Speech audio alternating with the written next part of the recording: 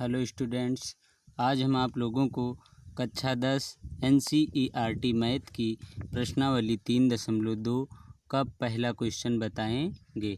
इसके पहले हमने आप लोगों को प्रश्नावली 3.1 तक पूरे प्रश्न बता दिए थे। आइए देखते हैं पहला प्रश्न है क्या।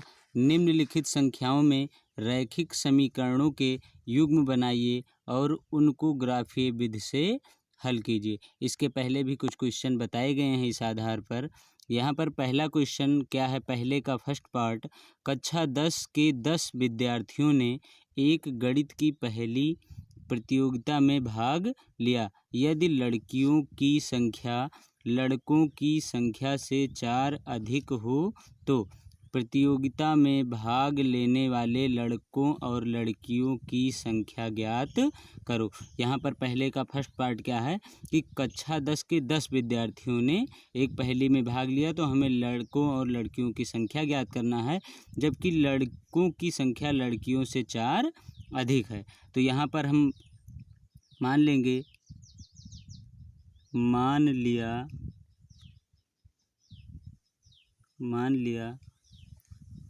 लड़कों की संख्या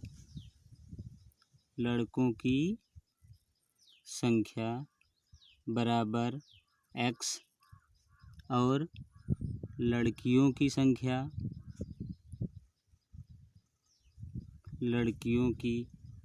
बराबर y।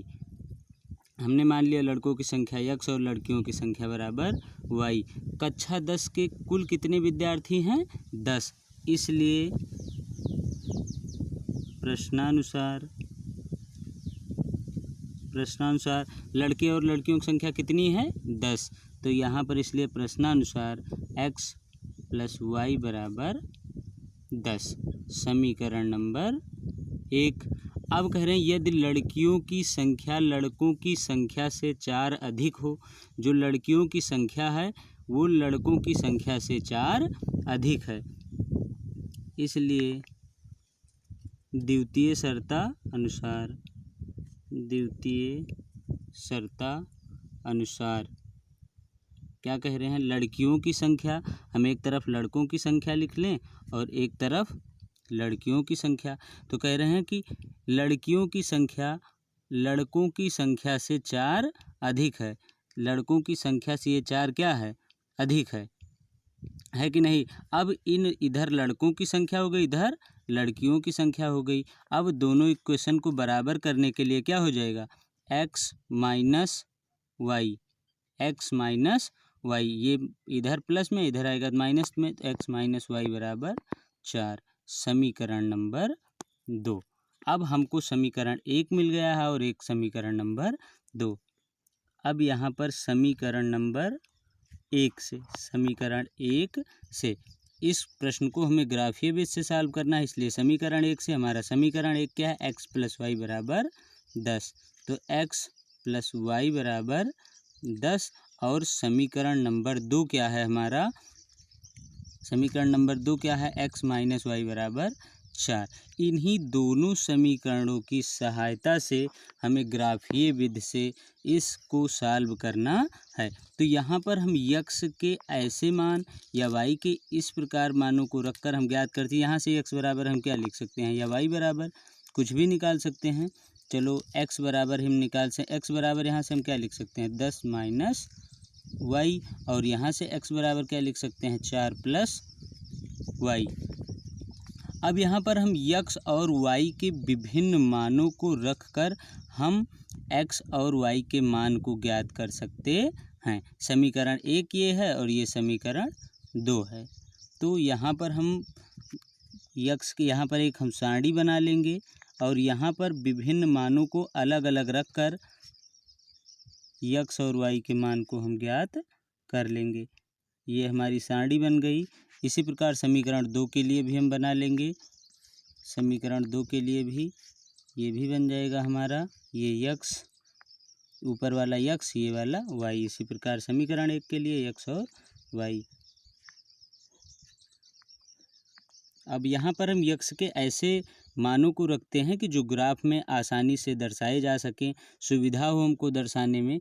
तो यहाँ पर x के किन किन मानों को हम रख सकते हैं, चलो या यक्स के मान रखें या वाई के मान रखें, कुछ भी हम रख सकते हैं। अगर यहाँ पर हम यक्स बराबर या यहाँ पर वाई बराबर कुछ रखें, चलो हम वाई बराबर यहाँ पर हम 5 रख दिए, तो वाई बराबर हमने यहाँ पर 5 रख दिया, तो यक्स बराबर हमको क्या मिल गया भाई, यहाँ पर हमने 5 रख दिया तो 10 में से 5 गया, कितना आया 5। यहाँ पर भी हमको 5 मिल गया। अब y बराबर हमने 6 रख दिया, चलो हमने y बराबर कितना रख दिया 6, तो 10 में से 6 जाएगा तो कितना आएगा 4, तो ये हो जाएगा 5 4।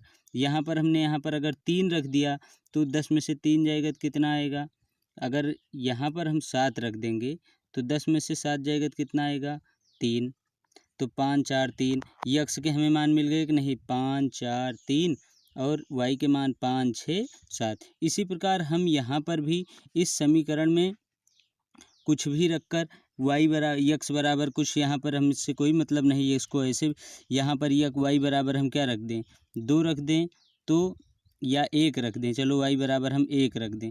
y बराबर जब हम यहाँ पर 1 रखेंगे तो यक्स बराबर हमको क्या मिलेगा 5, भाई 4 1 5।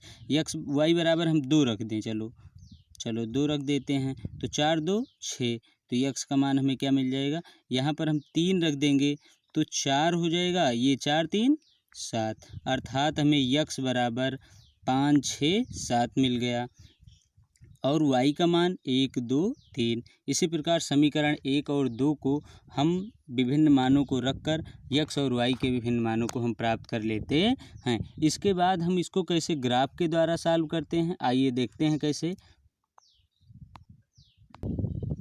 तो समीकरण 1 ये है और समीकरण 2, आइए समीकरण 1 और 2 के दिए गए मानों को हम इस ग्राफ पर रखते हैं और देखते हैं कि दोनों के द्वारा कौन सी रेखाएं बनती हैं और उन्हीं रेखाओं का जो कटान बिंदु होगा वही दोनों रेखाओं का हल होगा, अर्थात यक्स और वाई का मान होगा। तो सबसे पहले समीकरण 1 का जो मान है यक्स बराबर 5 तो y बराबर भी 5, तो हम सबसे पहले x अक्ष पर हम 5 चलते हैं, ये x अक्ष पर 5 और y अक्ष पर भी हम कितना चलते हैं 5। जब हमने x बराबर 5 रखा तो y बराबर भी हमें 5 मिला था, या y बराबर 5 रखने पर x बराबर 5 हमको मिला था। तो हम यहाँ पर जब 5 चले तो y अक्ष पर भी इसी के बिल्कुल सीधे बिंदु पर 5 तक हम चलते हैं, तो ये हमें मिल गया, ये बिंदु 5 कामा 5, ये बिंदु हमको 5 कामा 5 मिल गया। इसी प्रकार अगला पॉइंट जब हम x बराबर समीकरण 1 से देख रहे हैं, जब x बराबर हम 4 रखेंगे तो y बराबर हमको कितना मिला था 6, तो x अक्ष पर यही तो x अक्ष जो बड़ी लाइन होती है 4, तो हमको y बराबर क्या मिला था 6। तो x अक्ष पर हम बिल्कुल सीधा ऐसे चलते हैं और y अक्ष पर देखते हैं हमको y कहाँ पर मिलता है, ये मिल गया हमको 4 कामा 6, क्या मिल गया, ये 5 कामा 5, ये 4 कामा 6 और इसी प्रकार 3 रखने पर x बराबर 3 रखने पर हमको क्या मिला था 7।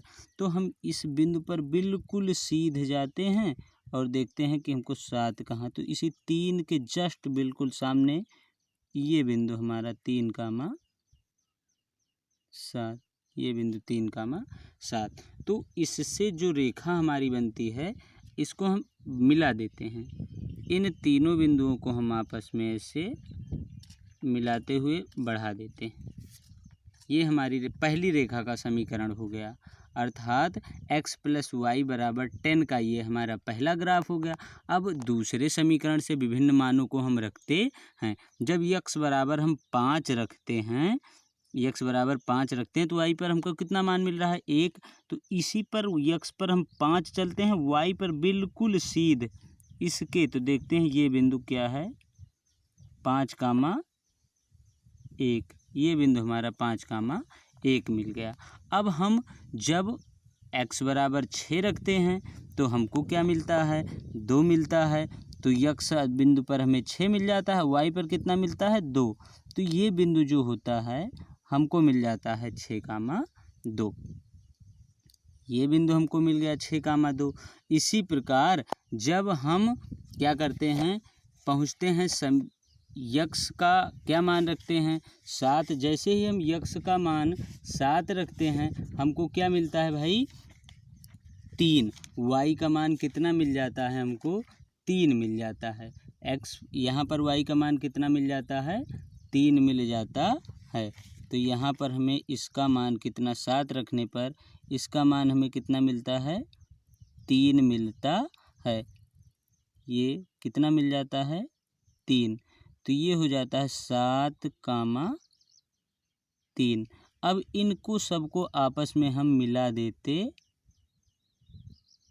हैं। देखते हैं कि ये समीकरण 1 की रेखा है और ये कौन सी रेखा है जो हमने ये बनाया, ये समीकरण 2 की रेखा है। इसकी समीकरण 1 की है, ये समीकरण 2 की है, समीकरण 2 की। अब देखते हैं कि ये दोनों बिंदु एक दूसरे को किस बिंदु पर, तो यक्स अक्ष पर किस बिंदु पर काट रहे हैं 7 पर, और वाई अक्ष पर किस बिंदु पर काट रहे हैं ऐसे देख लेते हैं। ये यहाँ पर किस बिंदु पर काट रहे हैं 7, और यहाँ पर किस बिंदु पर काट रहे हैं, इस बिंदु पर वाई अक्ष पर 3 पर काट रहे हैं, और यक्स अक्ष पर कितनी ऊंचाई पर काट रहे हैं 7 पर। तो अर्थात यक्स, अतः ये बिंदु का निर्देशांक क्या है 7,3, अर्थात यक्स बराबर 7 और वाई बराबर क्या मिल गया 3। अतः यक्स बराबर लड़के माने थे ना, अतः लड़कों की संख्या बराबर 7 और लड़कियों की संख्या कितनी मिल गई, अतः लड़कियों की संख्या बराबर हमको मिल गई कितनी 3।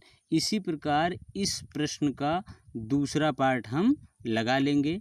दूसरा आप लोग लगा लीजिएगा। सेम कंडीशन इसी प्रकार लागू होती है। यक्स और वाई के विभिन्न मानों को रखकर हम यक्स और वाई का मान ज्ञात कर सकते हैं। आशा करते हैं कि आप लोगों को ये प्रश्न समझ में आ गया होगा। अब हम आप लोगों को प्रश्न संख्या 2 बताएंगे।